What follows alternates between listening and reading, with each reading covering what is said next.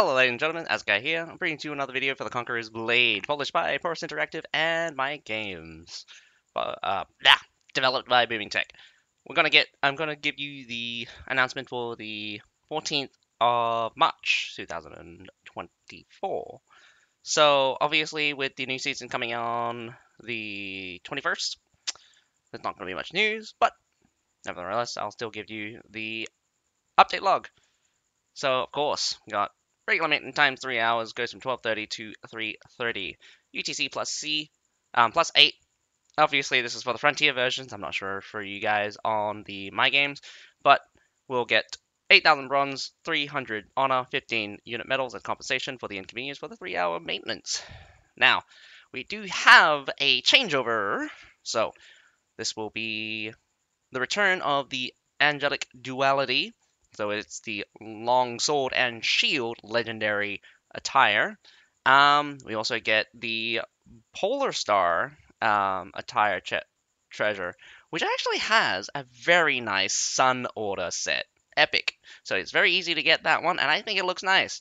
If you do think the Polar Owl looks nice as well, that's up to you. I don't particularly like the owl look, but again, if you like the attire, you can go for them, of course. So there's also, they're retiring the Rebellious Star and the the Rebellious Star and Shadow Lights are now available. Is that going to be 4?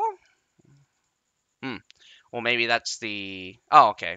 That's probably the name of the actual chest. These are the attires in the chest. So, my bad. So, of course, the legendary longsword and shield weapon attire, the angelic duality, and the legendary hero polar owl are back for a limited time. It goes from 14th of March to April 4th, before maintenance, after maintenance of the March 14th, and before maintenance on April 4th. So that gives us roughly 4 weeks, 3 weeks, 3 weeks technically. So obviously you got these ones. This is not the very good one. This is the, oh man, they had a very good, nice one where it had the male and female one, but as you can probably tell, the female one looks way better than the male one. And I mean, it's just very easy to make the female attires look good, and might not be representative of in-game. These are artistic rendition of the attires, but nevertheless, I do enjoy the look of some of these attires. Probably not my favorite, because I do like the more heavily armored ones. I think the Dragon Knight attires we got earlier in this season, the current season, not ended just yet, not officially in the new season just yet, but yeah.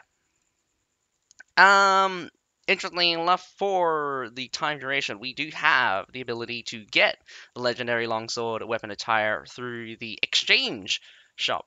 So not the seasonal store. Oh well, they call it a seasonal store, but it's the exchange shop for the G key. So it technically sends you in the right direction, but I think they need to give it a different name. The seasonal store is pretty bad. Obviously, it is the angelic duality. Exchange price is 300 purple, so it's going to be 300 treasure essence. So that's going to be pretty difficult to get, but it's great that we can kind of get a concrete number or a concrete way of getting it. I can't imagine anyone trying to draw for this and they go for thousands.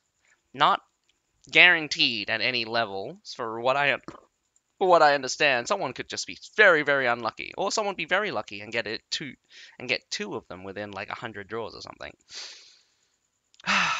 We got system optimization adjustment. So with the new season coming and already been announced, we got the server transfer coming, beginning apparently. Countdown. So the server transfer info, the countdown to the server. Yeah, they said this last week that server transfers were going to be opening this week. So the countdown to server transfer applications for the Avalon season has begun.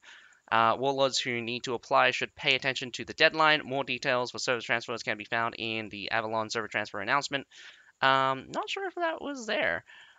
Goes from March 7th after maintenance to March 20th because it'll be a 12-hour long maintenance. So it'll be 1 minute before midnight, UTC +8. Bug fixes and improvement. Fix the issue of the solar monarch hair cannot be equipped under certain circumstances. Fix the issue of conflict in between the commands of switching melee and sprint. When Imperial archers apply both arrow rain and sprint doctrines in the unit mastery. So this conflict only happens because they have number one being attack.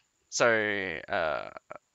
attack target, bodkin arrow, the mastery skill, like basically marksman.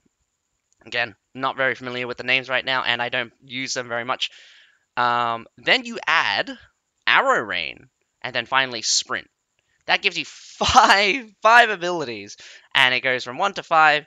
Obviously, the default key for switch weapon is 5. I do think they should kind of roll in a little bit more duality, or people or units that can actually use their alternative weapon. I think it's kind of useless to have the alternative weapon button when it's really useless.